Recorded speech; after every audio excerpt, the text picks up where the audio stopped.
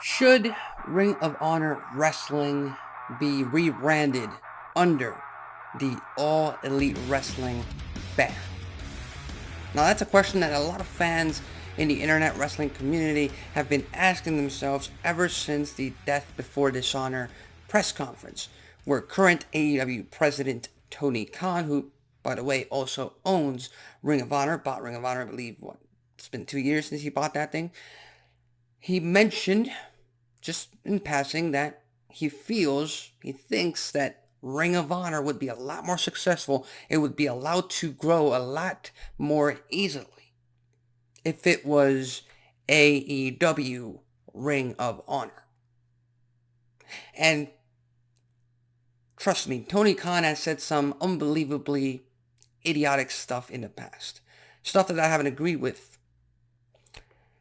Like the fact that he thinks AEW's actual competition, real competition to WWE. Let's not even mention the whole Weinstein comment about their rival. But in this case, and having 2020 hindsight, of course, I believe that he does make sense in terms of rebranding and repositioning the ROH brand under the AEW banner. Now, if you asked me this 2 years ago when he barely bought the brand, the rights, the history, all the archive footage, everything involving Ring of Honor, if you asked me back then, I would say absolutely not. It's a spit in the face of all Ring of Honor wrestling fans who have been watching that product for 20 plus years. But now, you look at the state of the state that the company is in. There's very little buzz around that brand. People hardly know who the champions are.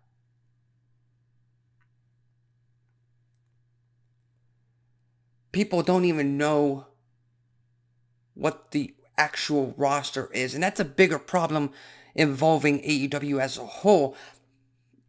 But rebranding Ring of Honor and making it truly making it AEW's breeding ground, AEW's developmental brand, what it is, what it should be from this moment forward, is really the only way to go. And before all of you Ring of Honor wrestling fans come at me saying that and assuming that I think Ring of Honor is dead, I don't think Ring of Honor is dead. I think it's in a coma. I think what Ring of Honor is today is exactly what WWE did to ECW back in 06, back in 07, back in 08. It'll never be truly what Ring of Honor used to be. So if it can't be that, if it's not going to be allowed to be that, then you have to transition it into something that actually makes money, that actually helps your brand, and actually makes business sense for everyone involved.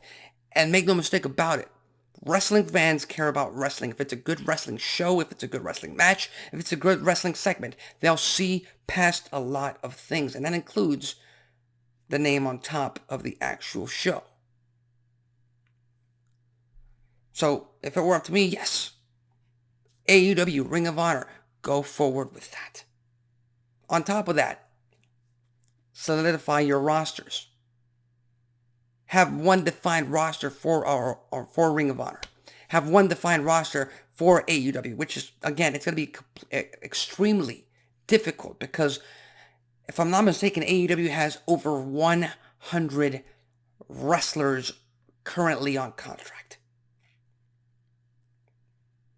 set to appear or able to appear on Dynamite, on Rampage, on Collision, on Ring of Honor Wrestling. 4 brands. 2 companies. 2 separate promotions, in my opinion. So start setting these rosters apart because, well, to put it this way, if I start visiting, let's say, my aunt every single day, every single week. The first time I visit, she's happy to see me. The second time, okay, Second day in a row, he comes in. Third time, you start getting annoyed. You start getting used to it. You start getting lesser and lesser returns. And the exact same thing applies when you don't have set wrestlers, set performers on your roster. There's a reason why The Undertaker making his return, Brock Lesnar making his return, Roman Reigns making his return. All these people that scarcely appear on TV, making their return, making their appearance on any type of content. It actually matters. There's a reason why you want to watch Monday Night Raw.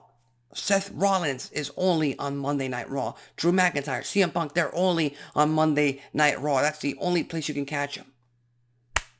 With AEW, you don't really know what you're getting.